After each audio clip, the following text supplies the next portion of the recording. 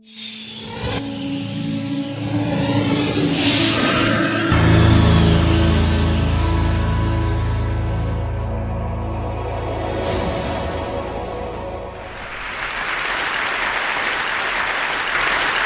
I thought I would do is I would start with a simple request.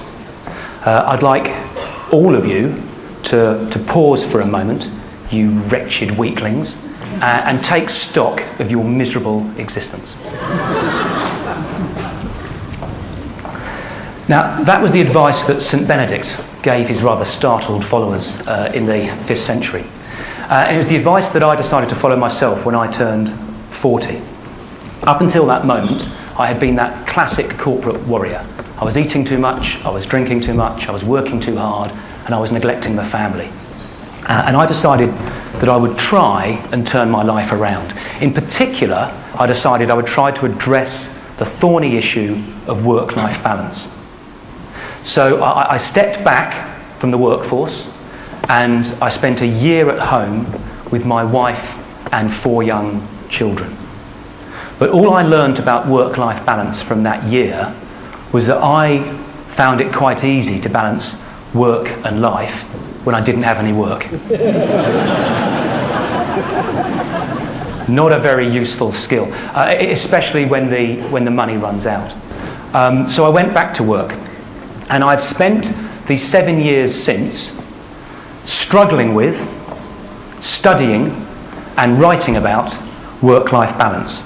I have 4 observations I'd like to share with you today. The first is, if society is to make any progress on this issue, we need an honest debate. But the trouble is, so many people talk so much rubbish about work-life balance. All the discussions about flexi time or dress-down Fridays or paternity leave only serve to mask the core issue, which is that certain job and career choices are fundamentally incompatible with being meaningfully engaged on a day-to-day basis with a young family. Now, the first step in solving any problem is acknowledging the reality of the situation you're in. And the reality of the society that we're in is there are thousands and thousands of people out there leading lives of quiet, screaming desperation, where they work long, hard hours at jobs they hate to enable them to buy things they don't need to impress people they don't like. And it's my contention that going to work on a Friday in jeans and t-shirt isn't really getting to the nub of the issue. The second observation I'd like to make is we need to face the truth that governments and corporations aren't going to solve this issue for us. We should stop looking outside. It's up to us as individuals to take control and responsibility for the type of lives that we want to lead. If you don't design your life, someone else will design it for you, and you may just not like their idea of balance. It's particularly important, this isn't on the World Wide Web, is it? I'm about to get fired. It's particularly important that you never put the quality of your life in the hands of a commercial corporation. Now, I'm not talking here just about the bad companies, the abattoirs of the human soul, as I call them. I'm talking about all companies, because commercial companies are inherently designed to get as much out of you as they can get away with. It's in their nature, it's in their DNA, it's what they do, even the good, well-intentioned companies. On the one hand, putting childcare facilities in the workplace is wonderful and enlightened. On the other hand, it's a nightmare that just means you spend more time at the bloody office. We have to be responsible for setting and enforcing the boundaries that we want in our life. The third observation is we have to be careful with the time frame that we choose upon which to judge our balance.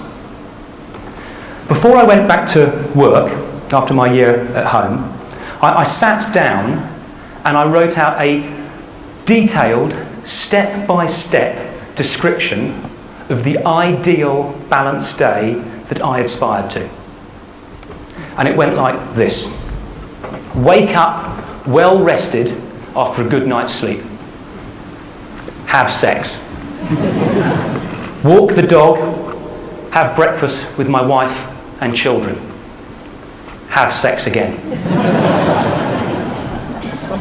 Drive the kids to school on the way to the office. Do 3 hours work. Play sport with a friend at lunchtime. Do another 3 hours work. Meet some mates in the pub for an early evening drink. Drive home for dinner with my wife and kids. Meditate for half an hour. Have sex. Walk the dog. Have sex again. Go to bed.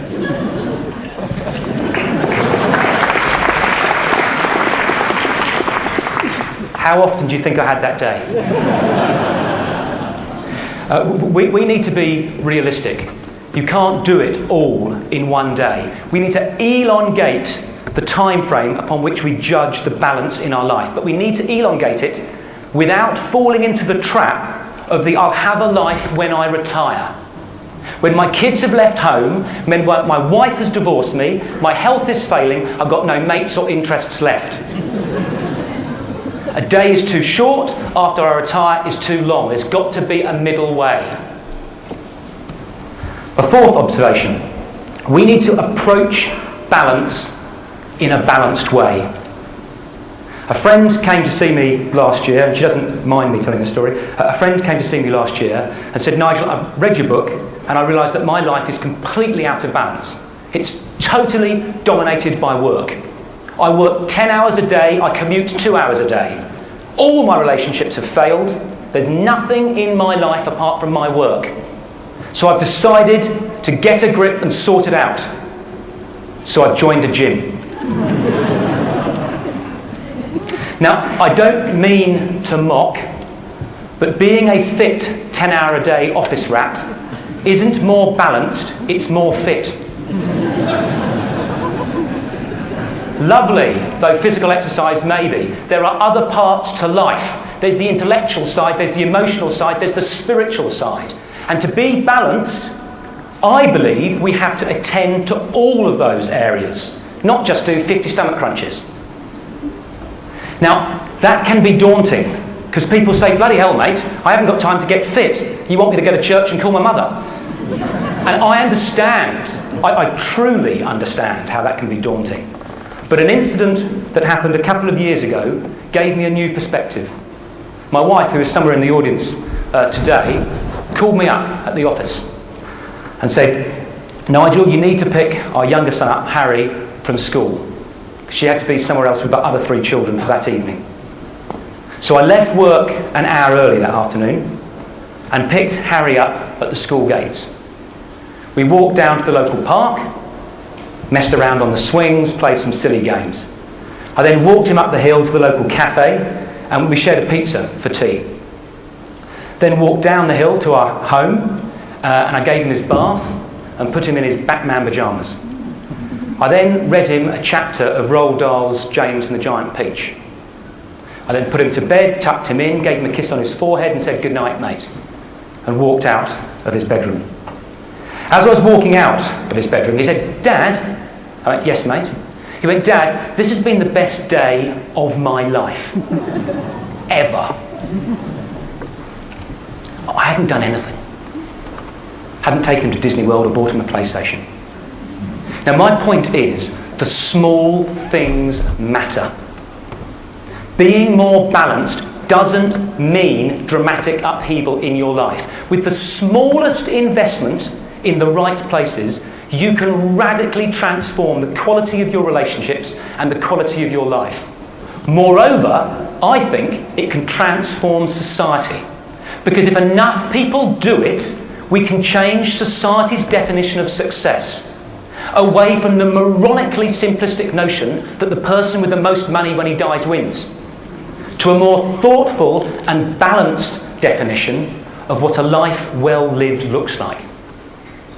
And that, I think, is an idea worth spreading.